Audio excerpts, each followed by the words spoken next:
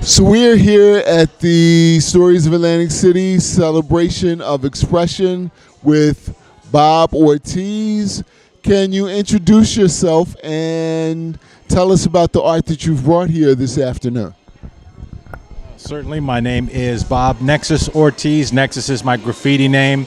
I've been doing graffiti, street art, for over 42 years. Got my start back in 1983, early 1983.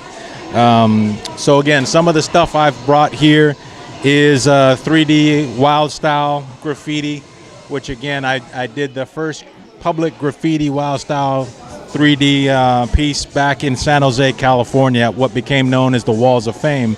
And I actually did a piece, an illegal mural with this 3D wild style way back in the early 80s, 84, 85. And then, you know, you fast forward to the 1990s, there's actually a lot of kids pretty much around the globe that are doing 3D wild style now. But it's always been something, it's always been kind of a fun thing for me that I've loved doing. So some of them is like the canvases, and this piece up here is something new I'm working on.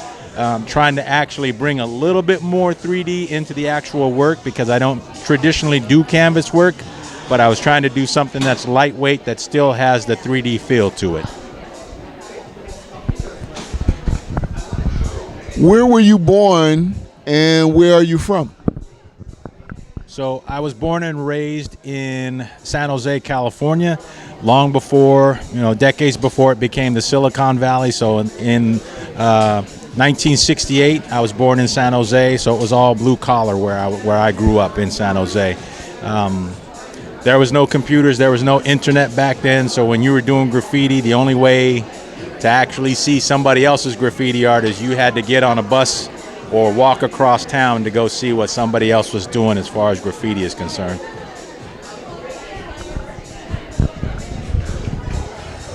Back in the day, I know some fine artists who would argue that graffiti, especially because it tends to be a self-taught discipline, isn't really art. So what would you say to them?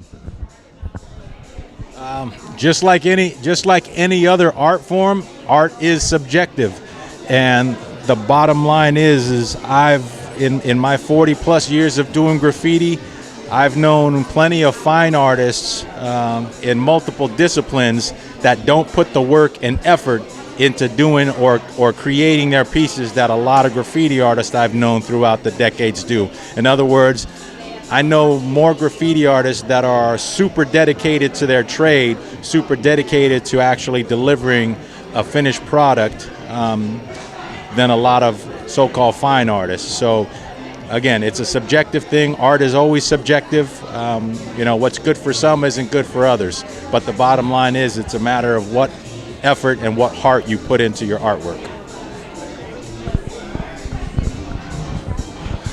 And is there anything else you'd like to add before I let you go?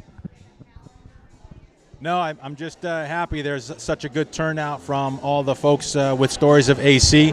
A lot of great artists that I've met throughout the years that are super talented. And I'm just happy to be a part of this event. It's a great time. Thank you.